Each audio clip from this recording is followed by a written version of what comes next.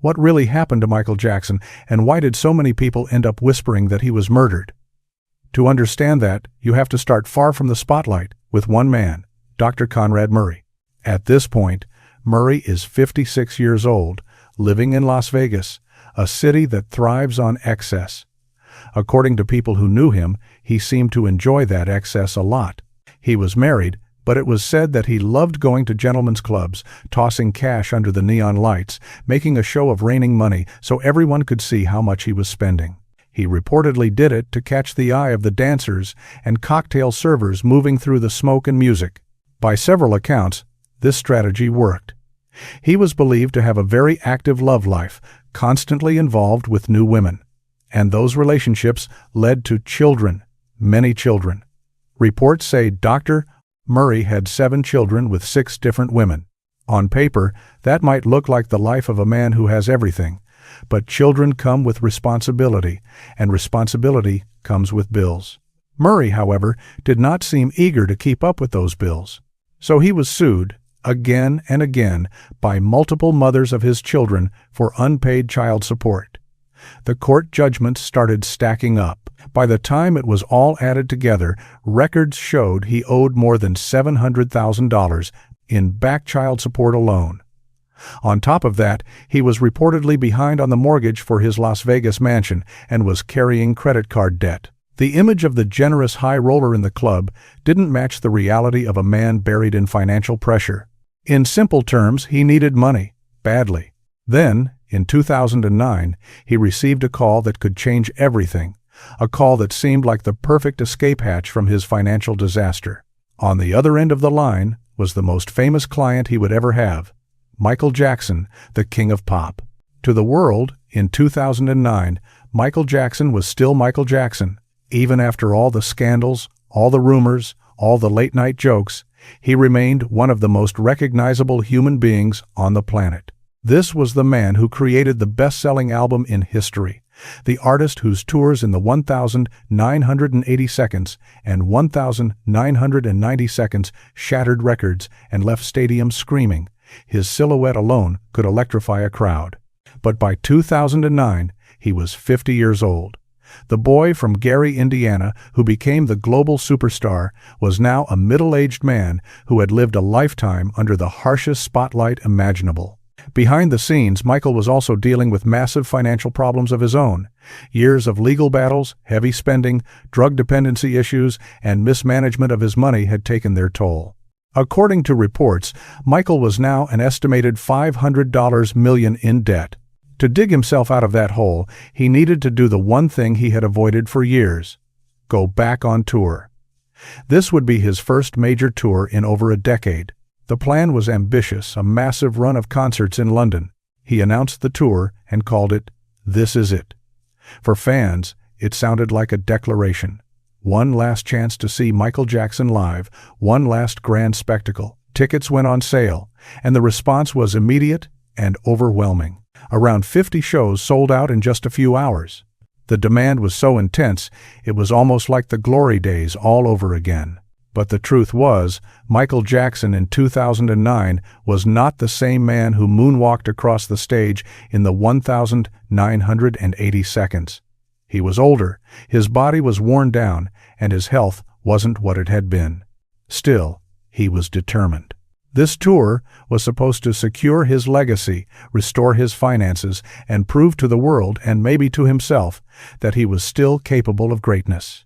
The pressure to succeed was enormous, and it sat on top of existing health issues and a long, complicated relationship with medications.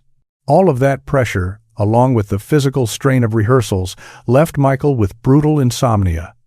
Night after night, he reportedly lay awake, unable to quiet his mind or his body. To get through the rehearsals and the tour, he decided he needed medical help. He didn't want just any doctor. He wanted someone he felt he could control. Someone close, someone who would be there around the clock. So he called a familiar name, Dr. Conrad Murray. Michael told him he needed help sleeping. According to accounts of their conversations, he mentioned a particular drug he liked, something he had been given before surgery. The drug was propofol, a powerful anesthetic used to knock patients out completely for major operations. Michael wasn't asking for a stronger sleeping pill. He was asking for a surgical anesthetic to help him sleep in his own bedroom. Dr. Murray was a board-certified physician. That meant he knew exactly what propofol was, what it did, and what the risks were. As a doctor, his professional duty should have been crystal clear. Refuse the request, explain that using propofol as a sleep aid outside a hospital would be dangerous, and find a safer, legitimate treatment plan. He should have drawn a hard line, but that is not what happened. Instead, according to court records and later reporting, Murray agreed to give Michael the drug he wanted. In return, he was offered $150,000 a month to serve as Michael Jackson's personal physician. For a man drowning in debt, that kind of money would feel like a lifeline. Murray left Las Vegas and flew to Los Angeles, moving into Michael's world as his private doctor.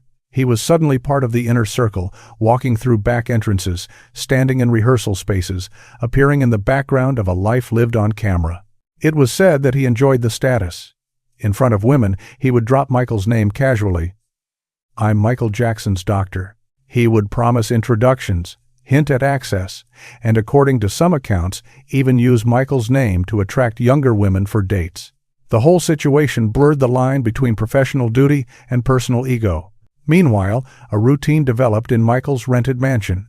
During the day, Michael would go to rehearsals, pushing his body through complex choreography, trying to reclaim the precision that had made him a legend. At night, back in his bedroom, Dr.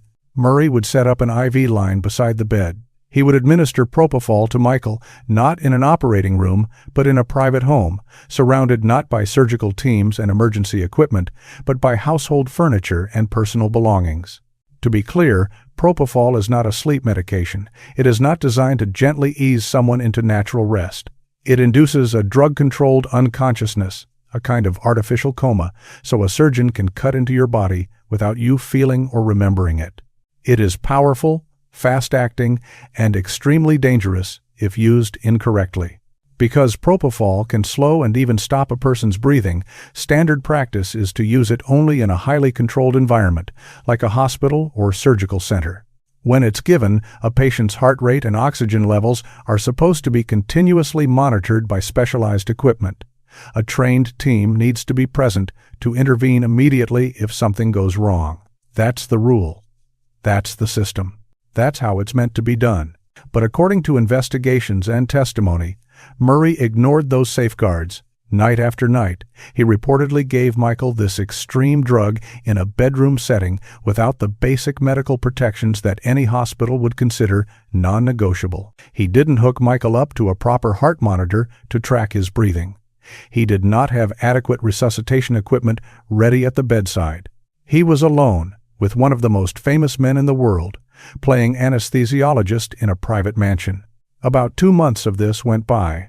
Then, one night, everything fell apart. On that night, before reaching for the propofol, Murray gave Michael a mix of strong anti-anxiety medications to help him sleep. Even after this chemical cocktail, Michael reportedly still could not drift off. Morning crept closer. Rehearsals loomed. The pressure didn't stop just because he couldn't sleep. So the following morning, Murray gave him propofol, a hospital-grade anesthetic delivered in a bedroom. And then, according to reports, Murray did the one thing no doctor should ever do in that moment. He walked away. He left Michael Jackson alone, unconscious, attached to an IV drip of a drug that can shut down breathing without warning. During that window of time, those minutes when no one was watching, Michael stopped breathing. His chest stopped rising. His body lay still on the bed. The room was quiet. No alarm sounded because there were no monitors, and there was no one at his side to see it happen. Murray, instead of watching his patient, was reportedly on his computer, checking email. Among the messages was one from the insurance broker for the upcoming tour, asking if Michael was truly healthy enough to perform. There had been rumors and concerns about Michael's health, and the insurance company wanted reassurance. Murray wrote back, insisting that Michael was in excellent health. On the screen, in writing, he painted a picture of a strong, capable performer. Then, according to phone records, he started making calls. At least one of them was to a younger woman he was apparently romantically interested in. While those conversations were happening, Michael lay in his bedroom, not breathing. At some point, Murray finally returned to check on him and realized that Michael wasn't breathing at all. Panic set in. He tried to perform CPR, but multiple experts later stated that he did not do it correctly. Despite being a doctor, he failed to use standard, effective resuscitation techniques. In that critical moment, with seconds ticking by, the obvious move would have been to dial 911 immediately, get paramedics on the way. But that's not what he did. Instead, he called Michael's personal security team. Soon, Michael's bodyguard ran into the room and found the scene. Michael on the bed, unresponsive, Murray in a frenzy. Rather than focusing solely on saving Michael's life, Murray reportedly instructed the bodyguard to help him hide the evidence to gather up the vials of propofol and the IV bag. Only after cleaning up the room did he allow the bodyguard to place the 911 call. By then, somewhere between 25 and, according to some reports, as many as 83 minutes had passed since Murray first noticed Michael wasn't breathing. That's up to an hour and 23 minutes where his patient may have had no effective breathing, no proper emergency response. When the paramedics finally arrived, they rushed Michael Jackson to the hospital. Machines were connected, compressions continued, and attempts were made to pull him back from the edge. But for Michael, it was already too late. He was gone. The most famous entertainer in the world had just died behind the closed doors of a rented Los Angeles mansion on the eve of the tour that was supposed to save him. If you know someone whose life or personality mirrors this story, share their name in the comments. We'd like to explore their journey as well. When the news of Michael Jackson's death finally left that bedroom and hit the outside world, it moved faster than anyone could control. Within minutes, the story was everywhere. Television networks cut into regular programming. Anchors shifted their tone to something grave, and the words, "Michael Jackson is dead," began to echo across continents. Millions of people rushed to their screens. It was reported that Google, Wikipedia, Twitter, and other major sites were suddenly flooded with traffic from stunned fans searching for answers. So many people typed Michael Jackson at nearly the same time that, according to some accounts, engineers at Google initially believed they might be under some kind of cyber attack. The digital world buckled under the weight of a single name. On streets from Los Angeles to London, from Tokyo to Rio, fans gathered spontaneously. Some cried, some played his music from their cars, phones, and windows, turning neighborhoods into impromptu memorials. Others just stood still, staring at the headlines, trying to make sense of the idea that someone who had always seemed larger than life could be gone in an instant. This wasn't just a celebrity passing away. For many people, it felt like the end of an era. Michael Jackson had hundreds of millions of fans worldwide. They had grown up with him as the child star with the dazzling smile, the young man redefining what pop music could be, the icon whose dance moves were studied, copied, and worshipped. And now, without warning, the same fans were being told that all of that history had come to a sudden, unnatural stop in a rented Los Angeles mansion. But what came next was even more shocking. As medical examiners dug into the details of his death, they found a lethal level of propofol in his system, along with other drugs. After reviewing the evidence, Michael Jackson's death was officially ruled a homicide, not an accident, not natural causes, but a killing caused by the actions of another person. That ruling turned a tragic loss into the center of a criminal investigation. Once that announcement was made, the focus shifted squarely onto Dr. Conrad Murray. The personal doctor who was supposed to protect Michael's health was now at the heart of a case that treated the King of Pop's bedroom like a crime scene. Police moved in. Murray was arrested. His mug shot a single frozen image of a man whose decisions had led to the death of the world's most famous entertainer was released to the public and replayed on screens everywhere. He now had to stand trial and answer for what he had done. The reckless use of propofol, the lack of proper monitoring, the failure to call 911 immediately, the attempts to clear the room of evidence. In court, every detail of those final hours was picked apart. Text messages, emails, call logs, expert testimony, they were all laid out like pages in a grim dossier. Throughout the process, Murray did not accept responsibility in the way many expected. According to reports from the courtroom, he did not admit fault, did not express clear accountability for the chain of decisions that had ended with Michael Jackson's death. For fans watching, it felt like a second betrayal. In the end, the jury returned its verdict. Conrad Murray was found guilty of involuntary manslaughter. The judge sentenced him to 4 years in prison, a punishment that, for many members of the public, felt small compared to the scale of the loss. Michael Jackson, the man whose music had circled the globe, was gone. Murray would serve a limited amount of time and then walk free. That imbalance stirred anger, confusion, and a sense that something about the system still wasn't right. But the story didn't stop with the verdict. In 2016, after his release, Conrad Murray re-entered public conversation in a way that inflamed old wounds. He published a book about Michael Jackson titled This Is It, the same name as the tour that was supposed to mark Michael's triumphant return.